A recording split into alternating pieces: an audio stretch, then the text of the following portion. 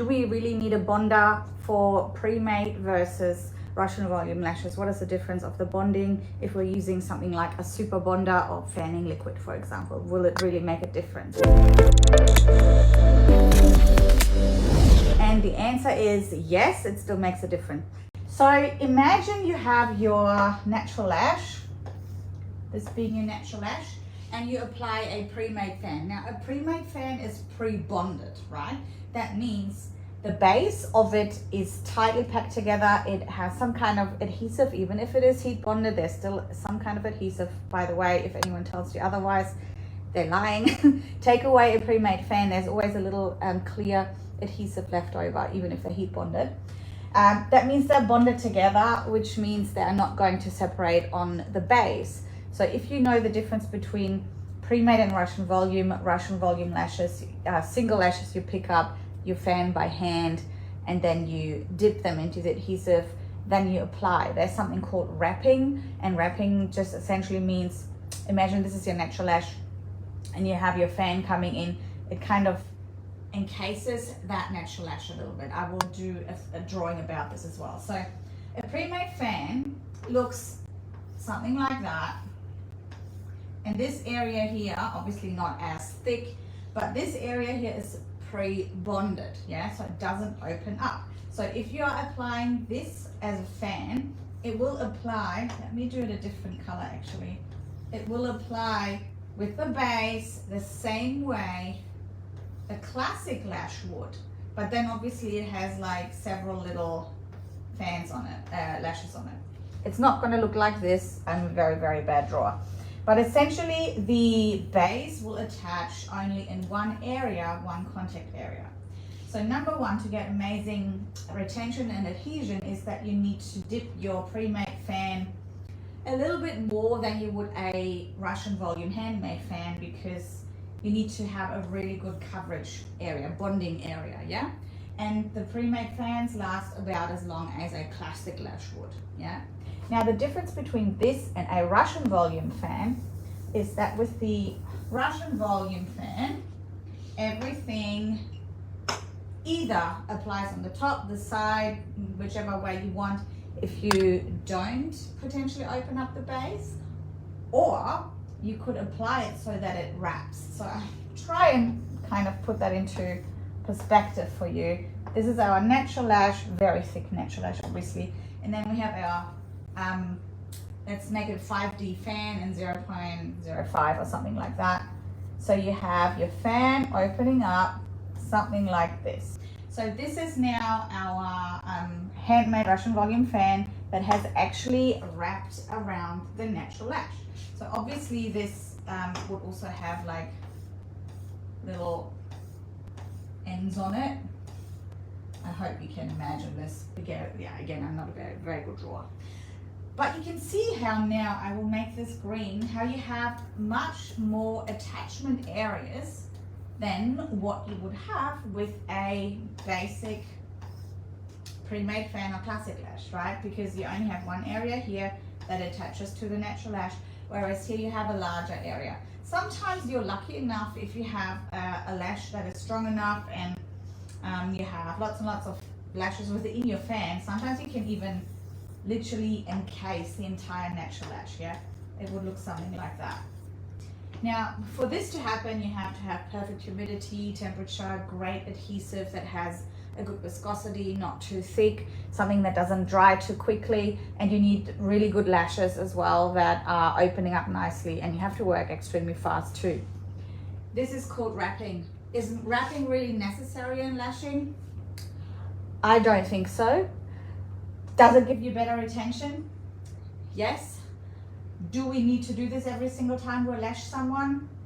No, because we have people coming in for refills every 2 to 3 weeks. This is our money makers, yeah? The people that are coming back for their refills are our money makers. And if you have a fan that is completely wrapped all the time and encases that natural lash, you literally have to remove it, and it's quite difficult to remove. You have to use the crunch method, whereby you are literally, let's assume this is the natural lash with the mega volume or Russian volume fan. You have to literally use your tweezers like that and crunch and really take apart that adhesive for you to actually peel that lash off.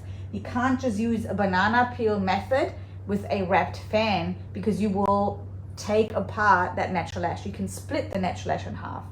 So again, it's personal preference. If you want to take, I don't know, half an hour, 45 minutes to remove all of your really beautifully wrapped fans, go ahead, by any means do that. But I personally try just to like very lightly, like I showed you earlier. Let me get rid of this. Let's say we have maybe just this area, a little bit better retention here, yeah, instead of just this area. So I always try and not fully wrap the fan, but like give it a little bit of a, I guess, a nudge as I apply that Russian volume fan, just to get a little bit more area in terms of adhesion, because it gives me better retention. But I don't want to fully encase the natural lash. This way I can still do the banana peel method. I can still remove it easily by like crunching it a couple of times and it will come off, right? Whereas with a wrap fan, it probably won't. So again, just to repeat it, is it necessary to always wrap your fan? No, because it's a lot harder to remove and it will take you a lot longer to do a refill.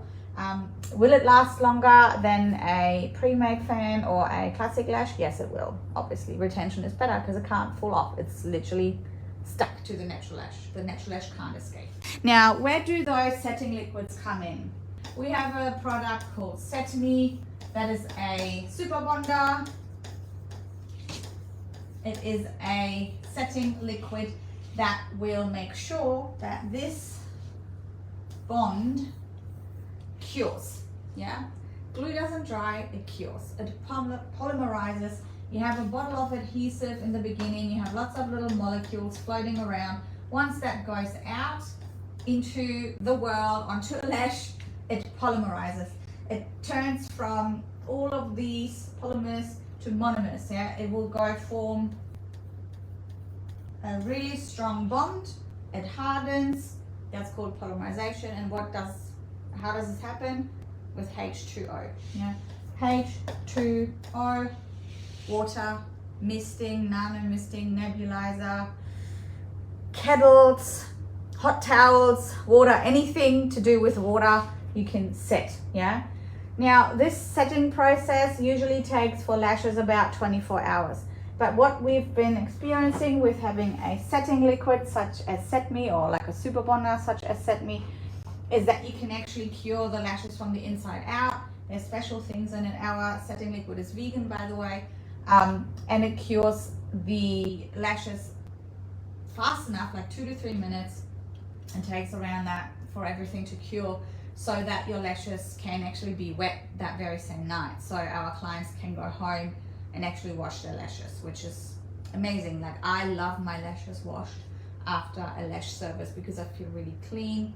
All the fumes are being taken away, all that byproduct that is produced by the polymerization, which is quite toxic, is washed away as well. So I would recommend to anyone these days to use something that is a setting liquid. You don't have to use Set Me by any means. You can use whatever bonder there's on the market right now.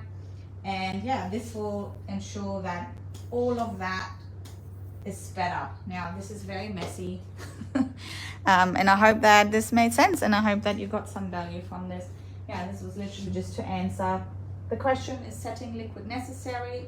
Yes, it will help with retention, but the retention on pre-made fans as well as classic lashes is not as good as it would be with a wrapped with a wrapped handmade fan.